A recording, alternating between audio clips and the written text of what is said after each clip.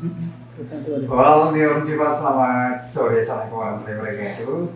Kembali ke Pencar Luaskan dari Villa Bukit Pesambu, Jalan Pilihan Made 3 Kota Bima. Di sore yang diguyur hujan ini, kembali bersama Aldi di 102.4 Planet DMC Departemen Musik Station. Seperti biasa di DMC di Jumat sore kami selalu hadir dan berbagi informasi bersama KPP Pratama Raga Bima. Di mana di studio kami sudah hadir Mbak yang cantik banget, kayak super gitu deh ya. Dari alisnya kelihatan banget. Ya, yang sudah sering bersama kita. Selamat datang kami ucapkan pada Mbak Wahyu Setianingrum sebagai fungsional asisten penyuluh. Hai, apa kabar nih Mbak Wahyu? Alhamdulillah baik ya. Padahal sudah sore tapi masih fresh ya. Obatnya apa gitu ya? Di samping bawah ini kayak orang baru nih ya. Baru apa ya? Newbie. Iya, ada Mbak Nungki Alfiandra. Gimana kabar nih? Halo. Baik, panggilnya Unci aja. Unci. Unci. Iya. Lalu siapa Unci? Kayak berasa pengen sesuatu gitu ya. Gimana kabar? Alhamdulillah. Alhamdulillah. Tadi diantar siapa kesini? Diantar Masih. Masih. Nah, baik untuk Anda para DMC Pal dan video di pagi ya. Kayaknya ini satu hal yang menarik sekali untuk kita bahas sore hari ini DMC Pal. Di mana tema yang kita usung DMC Pal tentang Undang-Undang Harmonisasi Peraturan Perpajakan tahun 2021. Nah, bagi DMC Pal semua nanti yang ingin bergabung bersama kami, seperti biasa di line phone di 081138 91024 bisa bertanya tentang apa saja, bahkan yang di luar daripada tema kita yang masih berhubungan pajak boleh juga, akan coba kita jawab nanti ya. Dan baik, untuk mempersingkat waktu kita langsung bertanya sesuatu yang ada kaitannya, bahkan yang berhubungan dengan tema yang kita usung pada sore ini tentang Undang-Undang Harmonisasi Peraturan Perpajakan tahun 2021. Sama siapa dulu nih? Sama Unci dulu. Aduh, manja gitu ya. Nah, berkaitan dengan Undang-Undang Harmonisasi Peraturan Perpajakan ini, tujuan sebenarnya dari dibuatkannya Undang-Undang Harmonisasi Peraturan Perpajakan ini apa sebenarnya?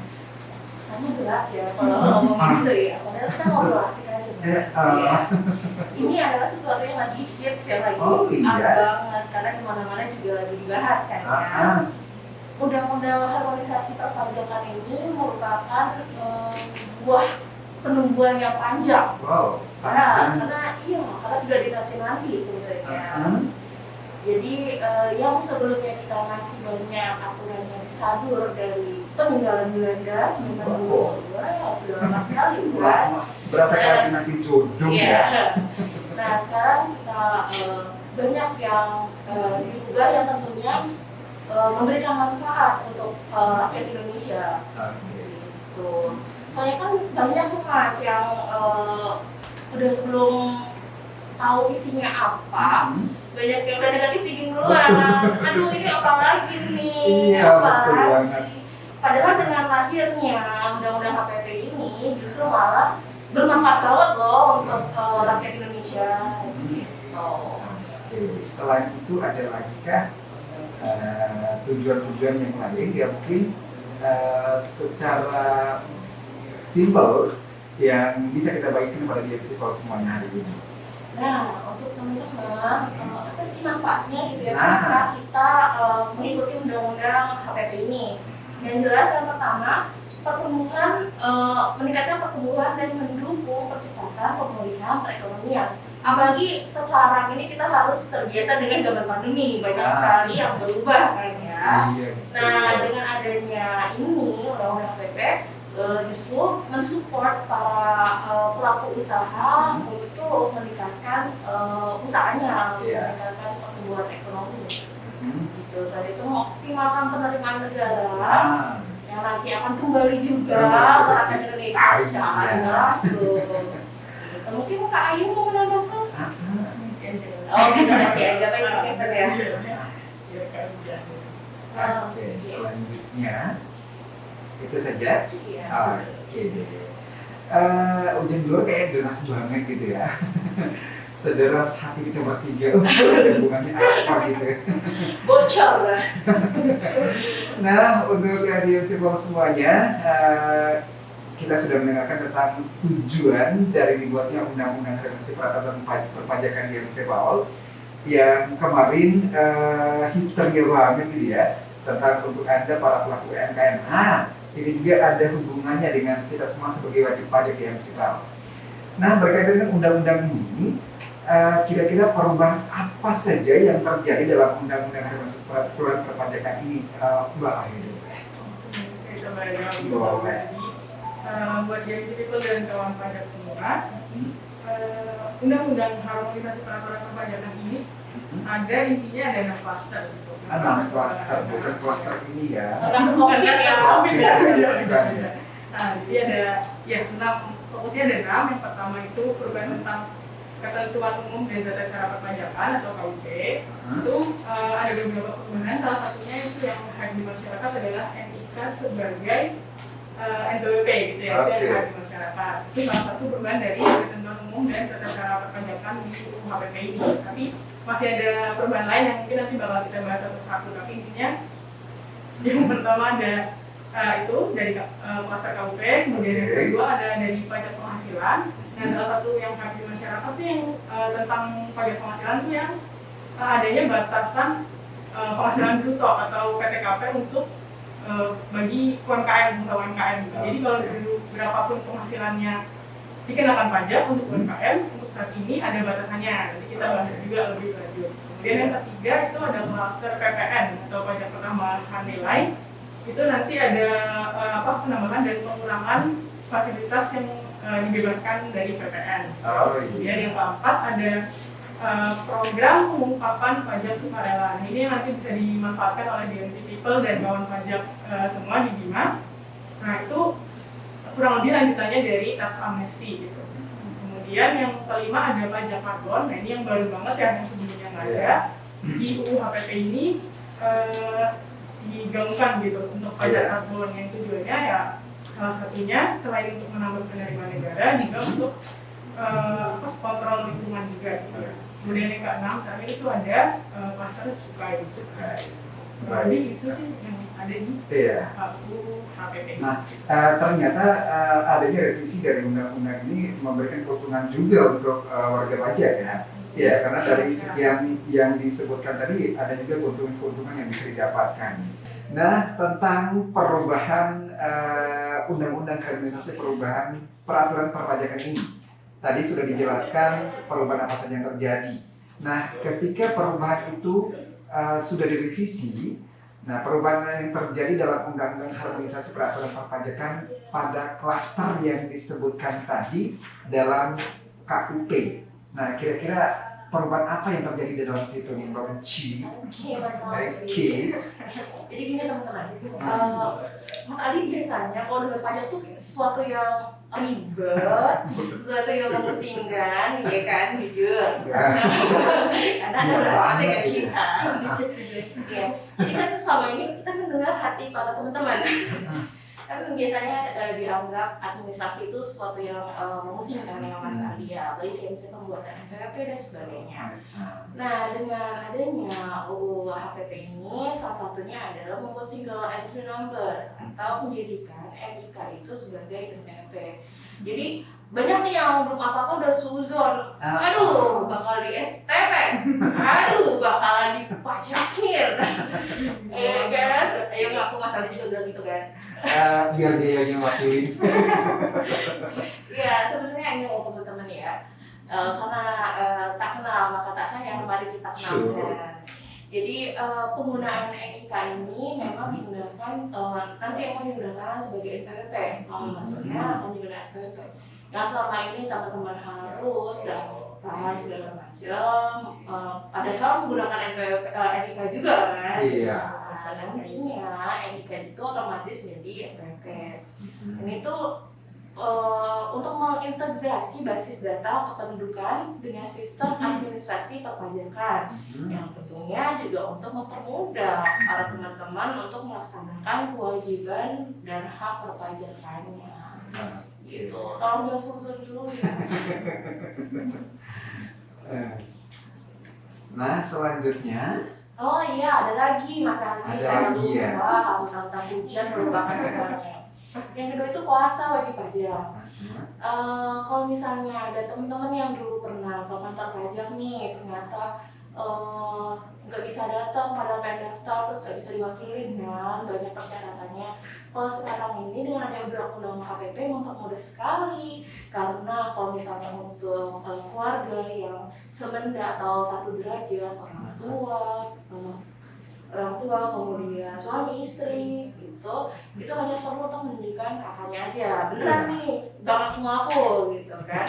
Dan kalau misalnya bukan dari keluarga, itu harus yang benar-benar tahu tentang kompetensi perpajakan. Dia tidak disalahgunakan. Jangan sampai kejadiannya artinya Rita Zubir terjadi gitu intinya. Mungkin nambahin dikit ya kan? Iya. Kalau dulu sebelum ada KPP ini, puasa wajib pajak itu harus dikeluarkan oleh baik itu karyawannya yang ada dalam akta atau Untuk badan ya ini iya, badan karyawannya yang ada dalam akta atau konsultan pajaknya gitu. Kalau untuk saat ini bisa diwakilkan oleh selain yang saya sebutkan tersebut, tapi syaratnya orang itu harus memenuhi persyaratan kompetensi dan menguasai bidang perpajakan gitu. juga. Nah, tadi kan dalam perubahan yang terjadi dalam Undang-Undang Administrasi Peraturan Perpajakan tercantum program pengungkapan pajak sukarela. Apakah ini termasuk membayar pajak secara sukarela atau kayak nyumbang-nyumbang gitu ya? Nah, maksudnya apa nih tentang program pengungkapan pajak sukarela yang Mbak Ayu? Oke, makasih Mas Andi. Jadi tadi benar salah satu program dari UHPP itu yaitu tentang program pengungkapan sukarela atau PPS gitu ya. Ini tuh kurang lebih sama kayak kalau teman-teman pernah dengar teks amnesti di 2015, ini kurang lebih seperti itu gitu ya.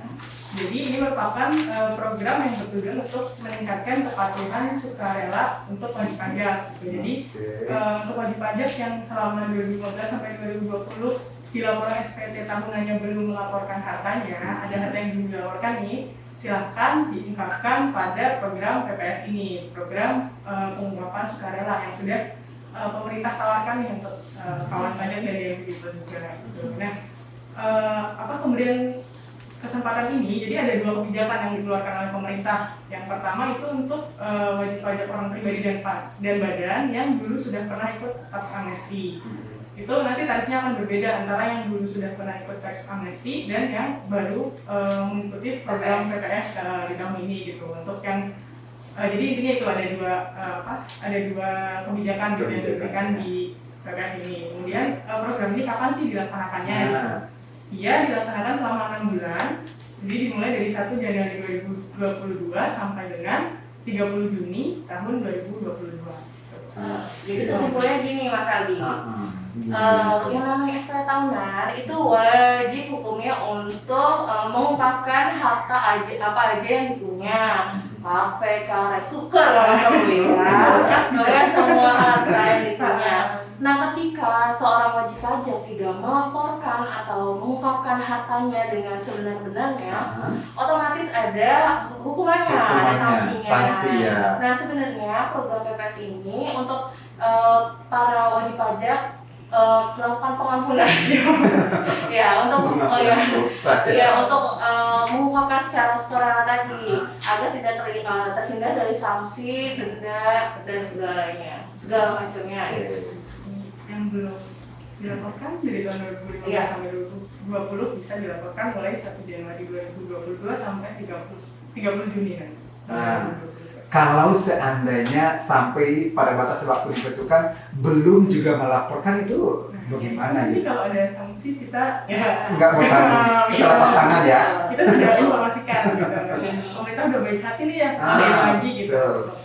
Apalagi kan Sekali lagi. karena yang namanya undang-undang itu dianggap seluruh rakyat mengetahui ketika dia diundangkan Nah. gitu. Jadi kita pemerintah menganggap semuanya itu tahu tentang aturan ini. Jadi jangan sampai, makanya jangan sampai ketika kita ada program nih yang ternyata menguntungkan untuk para wajib pajak, mari kita miss gitu. Ketika program itu tidak ada atau sudah berakhir, ya tentunya aturannya berlaku seperti semula. Gitu ya. Ini manfaatkan kesempatan yang sebaik-baiknya di MCPAL untuk wajib pajak juga. Ini kebetulan ya mencoba untuk mengungkapkan secara sukarela. Jadi segala macam hak yang Anda miliki, segala macam bentuk apapun usaha Anda di MCPAL, ya sebaiknya kita melaporkan saja lah ya. Daripada ngumpet-ngumpet nanti dia emang enak ngumpet-ngumpet kalau ketahuan bahaya. Biasanya halo di pajak ya. Seru juga ya. Iya. Oke, baik ya selalu yang masih kayaknya ikutan senyum-senyum deh dengar kita di sore ini di MCPAL. Jangan senyum saja, Anda juga punya kesempatan yang sama seperti wajib pajak lainnya. Jadi yang belum jadi wajib pajak silahkan daftarkan diri Anda. Kali ini juga seperti ID card yang memang harus kita miliki ya. NPWP itu wajib banget seperti KTP yang Anda miliki. Jadi suatu saat itu bermanfaat banget dari MCPAL. Nah, selanjutnya nih masih terkait dengan perubahan. Nah, perubahan apa saja yang terjadi dalam Undang-Undang Harmonisasi Peraturan Perpajakan pada klaster pajak penghasilan ataupun PPh ini? Ini mungkin yang harus kita tekankan. Betul. Harus banget. Iya. Oke, siapa nih yang jawab? Mas, enggak dong. Baik. Tentang hujan ya. Oke. Ya, jadi ada beberapa yang menggelitik yang tentunya menarik untuk dibahas pada sore hari ini di antara litikan hujan ya teman-teman. Yang berubah itu satu, ada pajak atas natura. Natura itu kenikmatan. Jadi yang nikmat-nikmat itu yang tadinya dikeluarkan dari objek pajak sekarang jadi objek pajak. Gitu. Ini biasanya lebih fokusnya untuk badan sih ya. Tapi kalau misalnya teman-teman yang orang pribadi yang pengen tahu ya bisa juga gitu ya. Nah yang kedua itu ada tarif PPh orang pribadi. Nah ini kita ini banyak nih mas yang belum apa-apa udah, ya ampun aku kena pajak, aku bayar pajak, aku penghasilannya tidak seberapa tapi aku harus dipungut pajak. Nah sebenarnya siapa sih dan berapa sih yang harus dibayarkan seseorang kan? Jadi kita yang di pajak itu punya yang namanya PTKP, penghasilan tidak kena pajak. Jadi buat teman-teman di sini di MCPAL yang penghasilannya dalam setahun kurang dari 54 juta itu tidak kena pajak teman-teman. Gitu. Biasanya kan belum apa-apa udah marah-marah kan.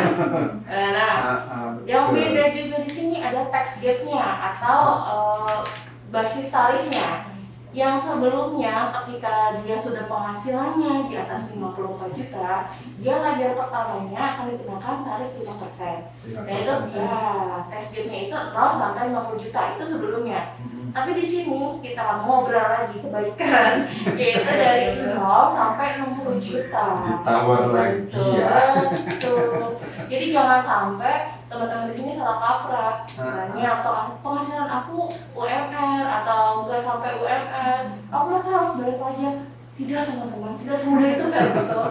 Ya, untuk yang di bawah 54 juta dalam setahun itu tidak wajib bayar pajak. Iya, karena selama ini orang berpikir bahwa begitu ada penghasilan harus, padahal sebenarnya enggak, karena memang ada aturan dan tahap yang harus dilalui gitu ya. Nah, yang menarik juga Mas Apa Aldi, itu? ini ngobrol sekali ya, mengenai UMKM. Nah, Jadi UMKM ini merupakan ujung tombaknya sektor perekonomian di Indonesia, ya. Jadi ketika ada pandemi nih contohnya, ketika usaha makro mengalami kolaps segala macam, kita sering dengar ya, yang tadinya punya gerai banyak tiba-tiba tutup pas lagi pandemi. Yang bertahan justru UMKM. Nah di sini juga di UU HPP ada PTKP yang sebelumnya bahkan tidak diatur. Jadi kayak kemarin misalnya ada yang nanya, dia punya usaha, saya kan cuma 25.000 nih per hari, sebulan cuma sekian, masa harus kena pajak sebelum ada undang-undang HPP? Iya. Jadi yang namanya UMKM tidak ada PTKP. Berapapun penghasilan brutonya harus dikenakan 0,5%. Tapi ada undang-undang HPP ini, ketika UMKM itu penghasilannya dalam setahun akumulatif kurang dari 500 juta itu tidak dikenakan pajak. Gitu. Tepuk tangan untuk kita semua. Luar biasa banget ya, keren banget. Boleh lanjut? Oke, kebetulan ada yang sudah masuk di 081138 nih 91024. Nggak bermodal, hanya lewat WA saja. Memanfaatkan paket katanya. Nggak apa-apa, nggak masalah banget. Kita senang kok ya. Assalamualaikum warahmatullahi wabarakatuh. Waalaikumsalam. Sudah makan? Sudah dong. Sorenya belum. Mau nanya nih ya. Nanya apa? Selama pandemi dan sejak adanya perubahan undang-undang, adakah peningkatan dalam pertumbuhan perekonomian dan percepatan pemulihan ekonomi dari pajak langsung katanya? Terima kasih Bang Aldi. Salam untuk kedua narasumber ya, sok kenal ya. Oke, makasih Mbak Rina, di mana nih? Di Sila kayaknya. Oke, bisa langsung dijawab. Kayaknya Ayu aja deh. Ini yang nanya pasti kuliahnya pajak ya atau ekonomi yang aku hayo. Dia berasa lagi komplain gitu. Iya benar. Ini pasti tugas kuliah juga ganti kita. Tahu banget ya. Dia tahu momen gitu ya. Tadi pertanyaannya aku selama pandemi dan sejak adanya perubahan undang-undang. Adakah peningkatan dalam pertumbuhan perekonomian dan percepatan pemulihan ekonomi dari pajak? Ya, yang dekat-dekat sini aja. Kalau kita juga bisa lihat sama-sama ya, kalau bukan sejak, kalau undang-undang ini kan baru diundangkan di akhir Oktober kemarin gitu ya. Mungkin kita belum bisa lihat perubahan secara signifikan. Cuma kalau selama pandemi ini tentunya peningkatan perekonomian Indonesia ini bisa kita sama-sama bahwa kita memang udah lumayan bangkit lah dari kalau dibandingkan dengan awal pandemi gitu. Salah satu pendorongnya nih kenapa bisa bangkit itu salah satunya dari program PEN itu kan, pemulihan ekonomi nasional, yang salah satunya adalah insentif pajak itu. Jadi itu yang salah satu yang mendorong pertumbuhan perekonomian kita gitu, bisa sampai sekarang bisa bangkit lagi kayak ini. Betul. Jadi kita bukan ada survive tapi kita juga thrive ya. Benar-benar struggling, salah satunya melalui insentif itu. Bahkan di Asia Tenggara kita salah satu yang pertumbuhan ekonominya cukup stabil ya. Nah, kalau tadi sudah disebutkan tujuan dari undang-undang tersebut, kemudian perubahan apa saja yang terjadi, apa saja yang direvisi, kemudian hal-hal apa saja yang bisa kita dapatkan dari perubahan itu di MCPAL. Nah, salah satunya itu tentang pajak pertambahan nilai di MCPAL. Tadi juga sudah disebutkan tentang program pengungkapan sukarela wajib pajak. Nah, sekarang ada namanya perubahan yang yaitu tentang peraturan perpajakan pada klaster pajak pertambahan nilai atau PPN. Nah, ini bagaimana ceritanya ya? Perubahan apa yang terjadi pada dalam diri ini? Oke, jadi kita secara historikal dulu ya. Ketika Mas Adi ngikutin nggak sih yang lagi nge-hype di Twitter waktu itu, yang di medsos yang banyak komen, ya ampun, beras dia di PPN kan, ya ampun negara segini banget mau cari uang gitu kan. Dramatis banget saat itu ya. Padahal sejak saya jadi embrio gitu. PPN itu untuk kebutuhan pokok memang tidak dikenakan. Jadi adanya undang-undang HPP juga menegaskan bahwa masyarakat berpenghasilan menengah dan kecil tidak perlu membayar PPN atas konsumsi kebutuhan pokok, jasa pendidikan, jasa kesehatan, dan layanan sosial. Jadi kenapa sebenarnya ada PPN ini ya? PPN ini berdasarkan objeknya. Kalau tadi kita bahas PPH itu subjek orang pribadi, kalau PPN ini pajaknya berdasarkan objek. Jadi dia itu untuk membedakan nih mana yang dianggap mampu atau tidak gitu sebenarnya untuk asas keadilan. Gitu. Jadi masa kita yang misalnya let's say HP-nya biasa gitu disamakan dengan yang HP-nya wow gitu kan, kan beda gitu. Oke deh. Nah selain itu yang yang menarik dari PPN sampai lupa tarifnya. Ya ini yang pasti akan mungkin langsung semua mata tertuju ya, karena yang sebelumnya 10% untuk kemudahan dan kesederhanaan, sekarang mulai 1 April 2022 itu menjadi 11%. 11%, ada peningkatan 1% ya? Iya, dan nanti ketika itu masih proses adaptasi ya, karena yang namanya aturan itu tidak bisa langsung langsung berubah pring gitu kan, karena kita di sini hortikultural ya, dari Sabang sampai Merauke banyak sekali wajib pajaknya. Makanya untuk tarif yang kedua nih itu diberlakukannya paling lambat 1 Januari 2025 sebesar 12%. Iya, betul. Itu untuk tarif umumnya. Jadi intinya untuk PPN ini yang menjadi key-nya yang menarik untuk teman-teman yang kemarin itu bahas di tarif yang sebelumnya 10% jadi 11% dan nanti 12% gitu. Jadi nggak semuanya di PPN kan ya teman-teman. Oh ini satu lagi nih Mas. Apa itu? Kalau ini lagi mendebarkan kalau lagi jajan ke resto atau ke ILO nih, atau kayak ILO,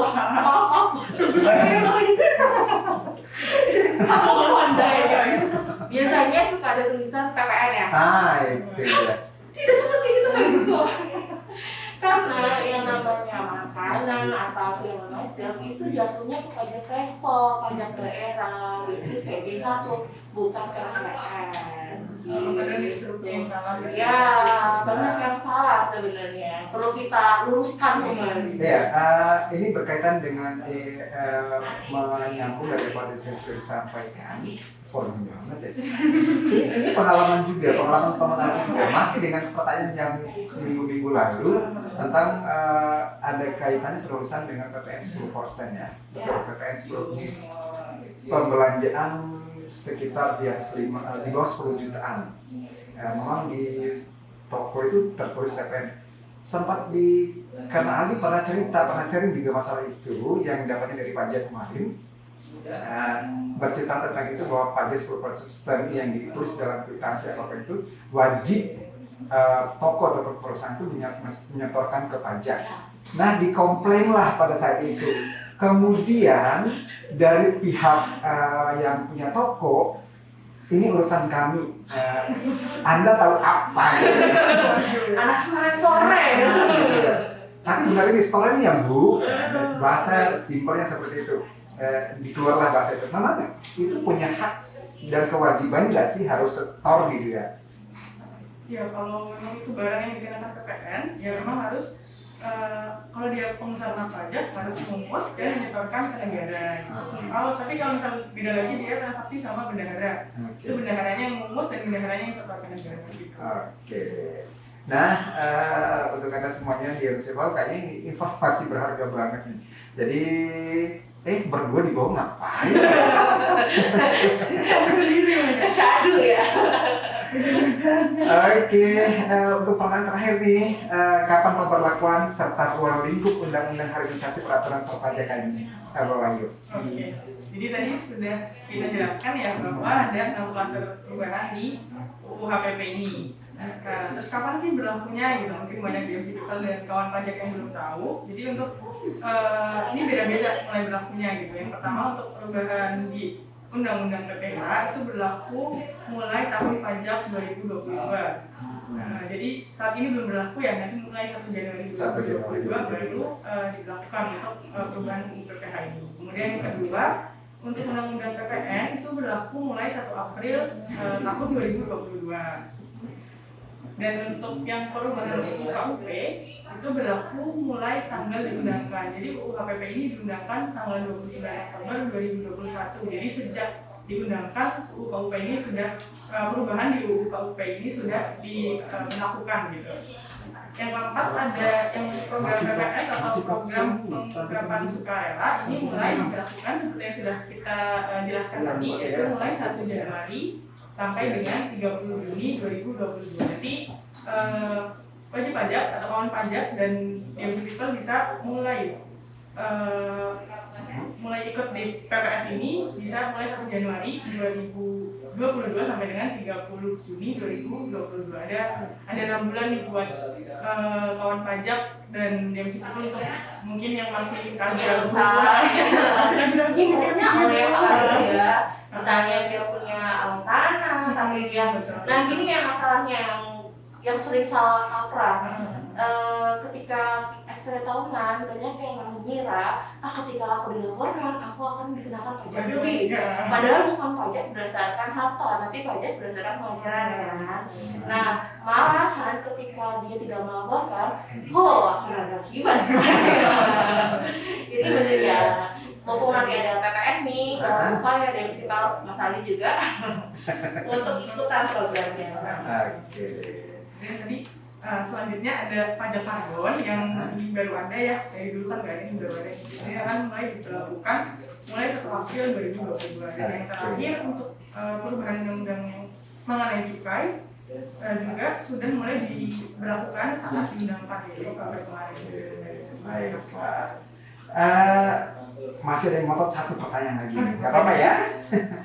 Iya, langsung aja nih, kenapa reformasi perpajakan dilakukan mulai saat ini? Kenapa nggak sejak awal pandemi saja gitu ya? Karena itu manfaatnya yang didapatkan banyak gitu ya. Oke, singkat saja. Oke, karena pembuatan undang-undang itu tidak mudah. Itu intinya. Tapi maksudnya kalau reformasi perpajakan sendiri itu sudah Sudah udah tahun 19. Ya, betul, udah berjalan terus gitu ya Ya. reformasi perpajakan. Cuma untuk UU HPP ini kenapa tadi nggak diundangkan dari awal pandemi itu udah dirancang dari dulu gitu ya. Prosesnya. Memang prosesnya yang lama Ya, betul.